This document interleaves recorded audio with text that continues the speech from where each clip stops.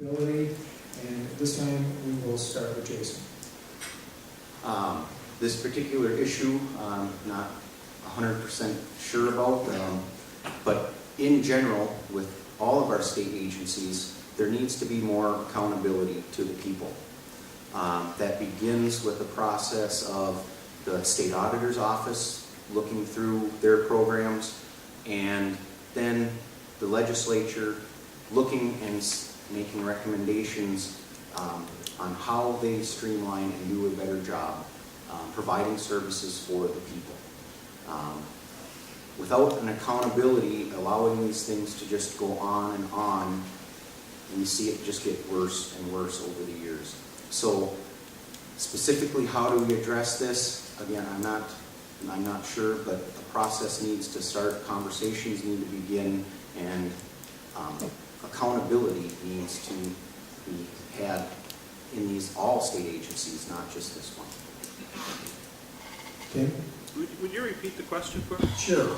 An independent audit report done last year indicated that Minnesota HMOs are still failing to provide detailed data about the $3 billion they get in tax, $3 billion they get in taxpayer dollars every year to administer the state's low-income health programs. It's noted here it's a Siegel report of 2013. This is the same as paying a bill without a written invoice been going on in Minnesota since the early 1990s. What will you do to help correct this lack of transparency and accountability?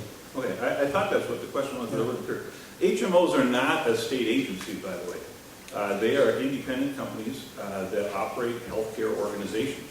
And so the state does contract with them a lot, to the tune of $3 billion, as the question stated.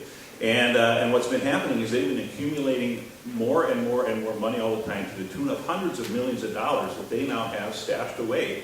And they continue to raise their rates every year of what they charge the state. And so I think that the best way to deal with this is actually to pass laws, not just threatening them saying, we need this information, but actually pass laws that have teeth in them to threaten them to disclose the information. A few years ago, the superintendents in the area were telling me that they were getting bombarded with rules that the Department of Education was sending out. Just piles of them every week. And so I wrote a bill, and I know I'm off topic here, but I will get back to it in just a second. I wrote a bill that said the department can't send out any more rules. It does not. And so Alice Seagren, who I have a lot of respect for, the Commissioner of Education, came and testified in the committee hearing. And she said, I think Representative Faust is hunting a mouse with a machine gun on this.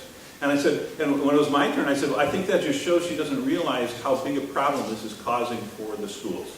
And so she and I came up with an agreement where she herself would read every rule before it went out. We need to write a law along those lines to stop the funding of them or to cancel their contracts if they don't bring this information forward. We've tried to find this information, we've subpoenaed them, and they're able to run a shell game and keep it from us. And so this is something that we absolutely need to do. It's costing us a lot of money, more than it should be. They have huge reserves that should be spent down for these providing health care for Minnesota.